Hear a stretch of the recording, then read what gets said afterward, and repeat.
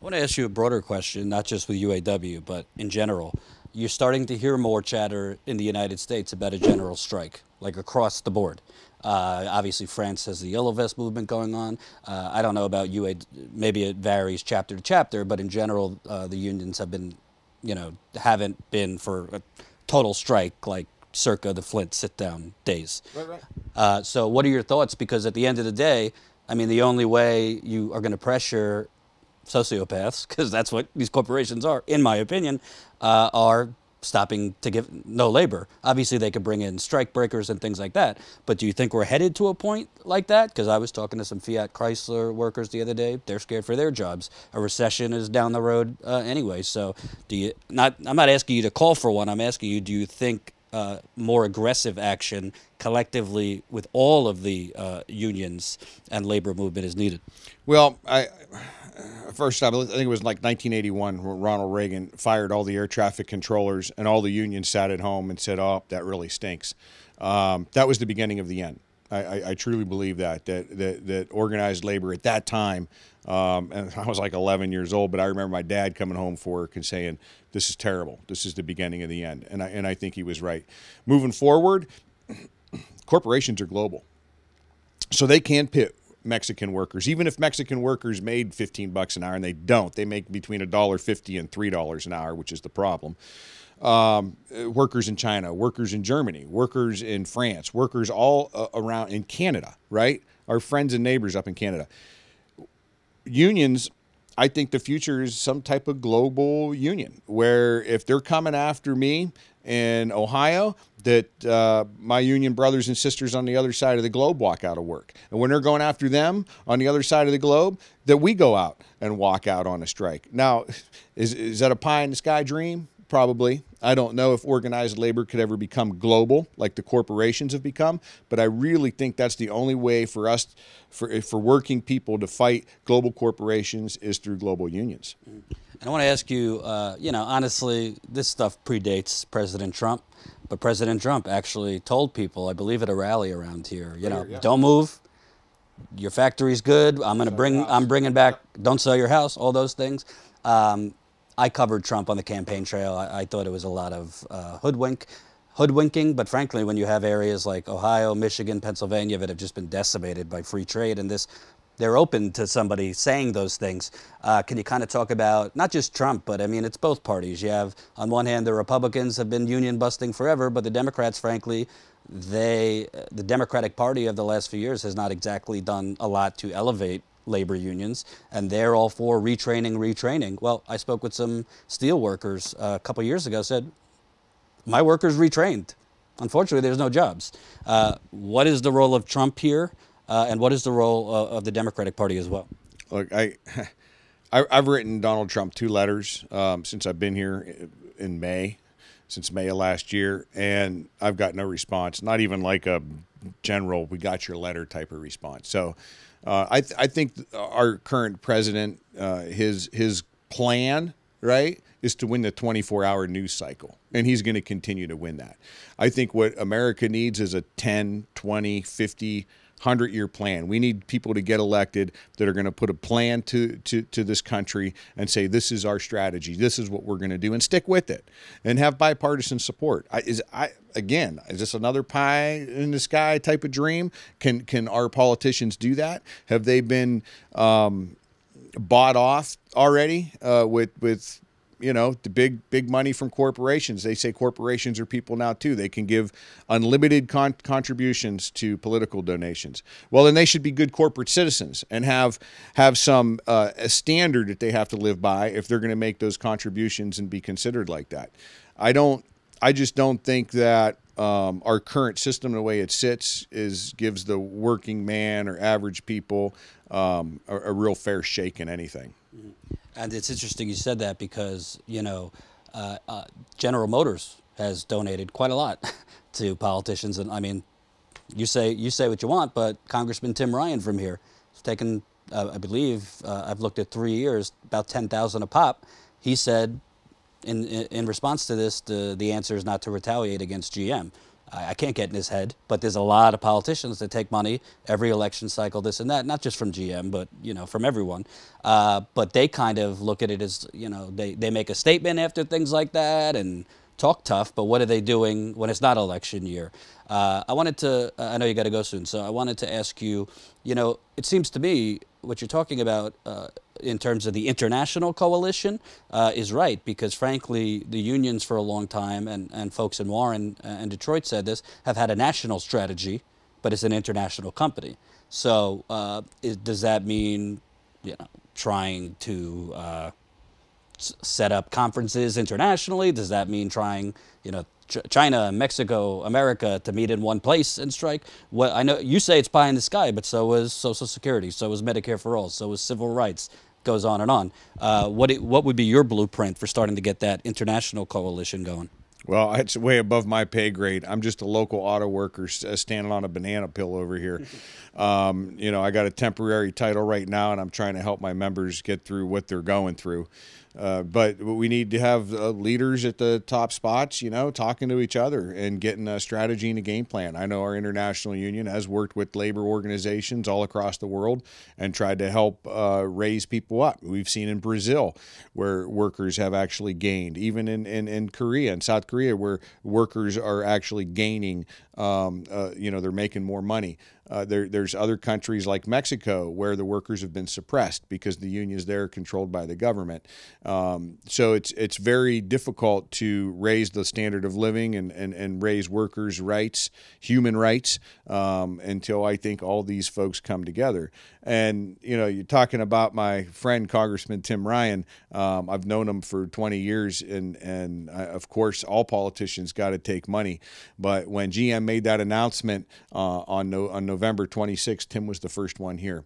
Anytime our members need help or support, he's the first one to, try to get that support, try to get money and for funds for our people. And some of it's retraining. Absolutely. But some of it is also fighting and helping to fight that corporate greed. Good to know. Last question. I actually see a connection with Medicare for all. You might be for universal health care, you might not. But I think a lot of people are scared to go on strike. A lot of people are scared to risk their jobs because they don't have health insurance for themselves or their family. I think that's part of why in France you see more people protesting, because they do have health care. It might not be perfect, but they have universal health care. Right. So I wanted to ask you, what are your thoughts? Because a big part of it, obviously you need the income and you can't strike forever, but people are scared to death. I mean, I've stayed in jobs because of health care I didn't want to be in. It goes on and on. What are your thoughts on if we collectively, Medicare for all is at 70%. If your workers had health care from the government, obviously private insurance might still exist, but if there were benefits already baked into being an American citizen, could you see more strikes or workers fighting back? That's a good question. I never thought about that. So I'd have to get back to you on that one. I've always been for healthcare. I think it's a basic human right. I think that, kids, parents, grandparents, every human should have the ability to affordable health care. And, that's not $1,500 a month either. Affordable health care is something reasonable, whether it's related to your income or whatever. But, to have kids getting sick or for seniors to be choosing between food and medication, the system's broken. And I don't know how to fix it. I lied. One more question. What's the role of the media here? You're talking about the Trump 24 news cycle. I saw CNN and others report this, maybe one or two segments, and that was it. It seems like workers now, it's the same. It's kind of like, it's not the same thing, but you got school children being shot up 3 days later, everybody's left. It seems like American workers are basically being thrown out like yesterday's, garbage, and I don't see much national news attention on this, maybe some local attention, but do you want to see? Obviously, you want more media coverage, but what is the role of the New York Times and the Washington Post and all of them to cover things like that? Because they were pretty shocked that someone like Trump could win, maybe because they're disconnected and not actually speaking with people out here. I think the media's job is to inform the public, and there still are some really good I think investigative journalists out there and people who dig deep. And then there's people who are shallow and come in and are slanted and picking their side of the story. I don't think all news is fake news. I think there's good articles. Personally, I like NPR. I think it's pretty balanced, pretty fair. But, you know, again, everybody's got their own preference. I think if you watch Fox News only or MSNBC only or CNN only, then you're not getting the right information that you really, as a human, right, as an American citizen, as anybody, you should be trying to expand and listen to as many different types of media as you can. That kind of broadens and opens up your view. Yeah. You want to give a plug for Drive It Home? Yeah, well, we're driving it home here in Ohio, driveithomeohio.com, Drive It Home Ohio on Facebook. We sent Mary Barra some chocolate M&Ms today with some messages on there to save Lordstown. CEO of General Motors. CEO of General Motors, yep. And the whole board of General Motors are going to get some Valentine's Day chocolates. Dopamine is released. Anything laced in there? No. These are coming straight from the M&M factory. We didn't touch them. We just want to let her know that, you know, we do love GM. That this valley here, where the plant is, that, you know, that we've been part of the family for 53 years. We want to continue to be part of the family. Every taxpayer in the U.S. had supported General Motors. The people in this valley have supported them huge. The state of Ohio has supported them. They put turnpike exits on right next to the plant. You know, that all these businesses around here are relying on them. That it's not just our members, but our families and our communities that are going to suffer. And so we've worked with the company as a union. We've done things that, you know, weren't real popular. The community, the state has given them incentives that maybe weren't real popular with everybody, but recognizing the fact that General Motors is a big player and it brings a lot of income, and it's not just their jobs, but the supplier chain. So we're going to continue to try and drive it home. You know, I'm just one co-chair on this, is the Youngstown Warren Regional Chamber. The mayor of Lordstown, the mayor Warren, and myself, we're all co-chairs. It's very bipartisan. We've had Republicans and Democrats out here. I was in Columbus yesterday talking with Democrats and Republicans, our lieutenant governor, about Drive It Home.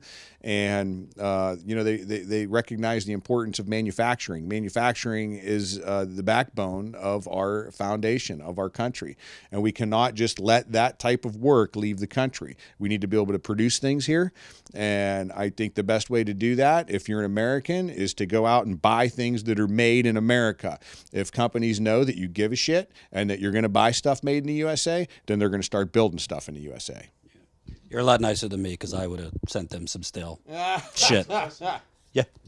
Just to piggyback on what you said about the media's role, I'm not sure if you understood his question, but I think what he was asking, like in relation to everything that you're saying, what needs to happen as far as what people are buying, how they're spending their money for influence to pressure them to make cars in America.